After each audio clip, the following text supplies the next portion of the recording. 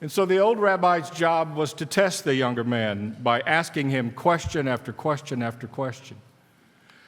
The final question on this particular day by the old rabbi: was the world better off before the fall of Adam in the Garden of Eden or after the fall of Adam? Well, without hesitation, the young rabbi blurted out, "Well, that's easy. The world was better off before the fall of Adam." The old rabbi stared at the young rabbi and in a calm but firm voice said, "No, no. The world was not better off before the fall of Adam. The world is better after the fall of Adam because now we have a God who comes to look for us. Now we have a God who comes to look for us."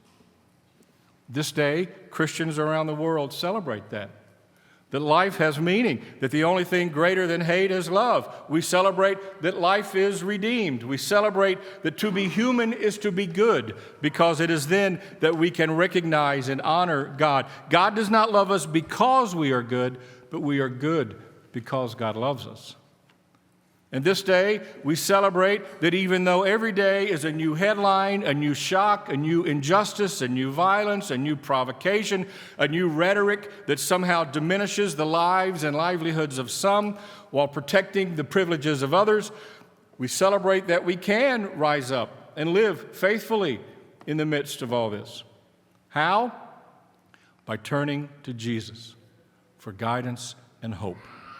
Jesus knew what it was like to live in a world outside his control. He lived and died with a faithful commitment to love at any cost, despite the conditions.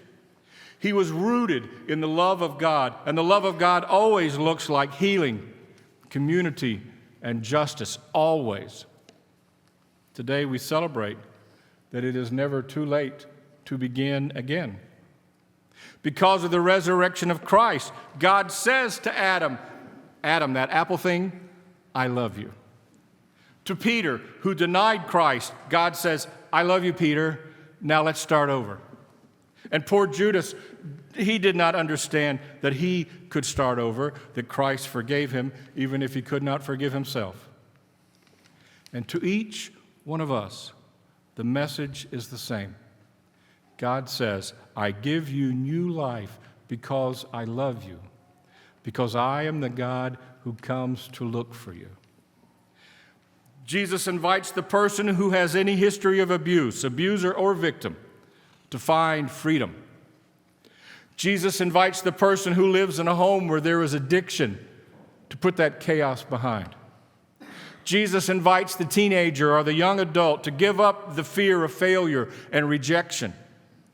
Jesus invites people suffering with physical illness or grief to move from fearful living by knowing that God suffers with us. In this current time in history, a time that feels so unpredictable and polarizing and challenging, it can be difficult to believe in a future that is any different than the now. But the risen Jesus shows us what faith on the ground looks like.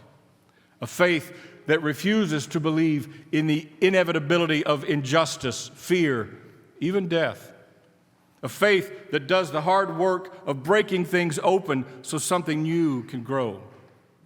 Jesus always stepped confidently into unknown realities by holding firm to a known God. What do you have to let go of to do the same? Friends, we can sum up the Christian faith in 2 sentences. First, cheer up. You are worse than you think you are. Second, cheer up. God's grace is a lot bigger than you think it is. Jesus is for real people, people who live real lives and have real joys, with real sorrows and real hopes and real fears. I was her pastor. I visited her often in the community nursing home. She was an elderly woman in a nursing home. And the strangest thing about her was that she never opened her own mail. The arrangement was that she would have one of the nurses open her mail and read it for her. And if it was bad news, the instructions were to throw it into the trash can. I asked this woman why, and she said that she had had enough bad news in her life as it was. She did not want any more. If it was good news, of course, the nurse would read it and then give it to her to read. Easter allows us to face both the good news and the bad news of life. God is there through it all, just as God was with Jesus through it all, from life to death to resurrection. Is the world better off before or after the fall of Adam? After, of course, because now we have a God who comes to look for us. God has rolled your stone away. Your tomb is open. All that is left is for you to come out. He is risen. He is risen indeed. Hallelujah, hallelujah, hallelujah.